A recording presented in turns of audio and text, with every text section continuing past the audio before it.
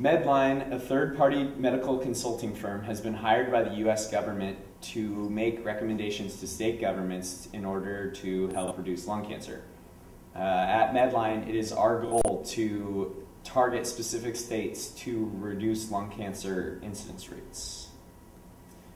Many different methods have been attempted to get people to stop smoking. These include chewing gum to wearing patches and even going to therapy. Many of these, however, have been ineffective, and it has been scientifically shown that one of the most effective ways to get people to stop smoking is to make it too expensive. Our goal is to reduce the percentage of smokers, and how we can accomplish this goal is to make recommendations to state governments to increase taxes in areas that have a low cigarette excise tax. These maps show that in areas with high percentage of smokers, there are also high incidences of lung cancer. For example, West Virginia and Kentucky show both of these trends. And we hope by decreasing the number of smokers, it will ultimately lead to the decrease in incidences of lung cancer.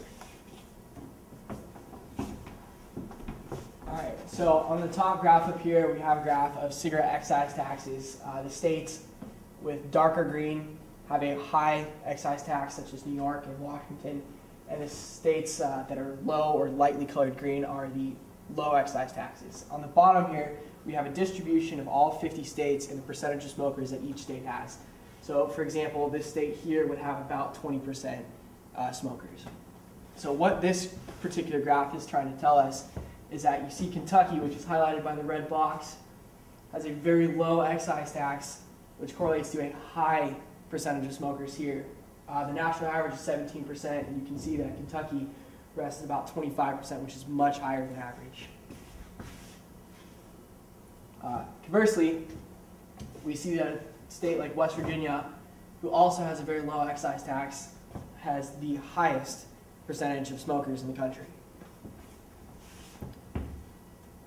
On the opposite side of this argument, states such as New York, which are darker colored green, have a very high excise tax, which means that they have a very low percentage of smokers, much lower than national average.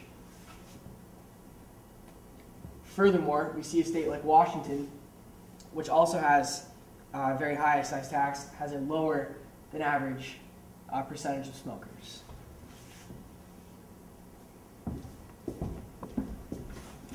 To sum it all up, we presented the idea that along with high percentage of smokers comes a high incidence rate of lung cancer. And the only way to reduce the percentage of smokers is to make it expensive to smoke. Based on the data presented in the maps and distributions, we will recommend an increase in cigarette excise taxes for areas with low taxes in hopes of making cigarette smoking expensive and thus reducing smoking in total. Thank you for listening to our presentation.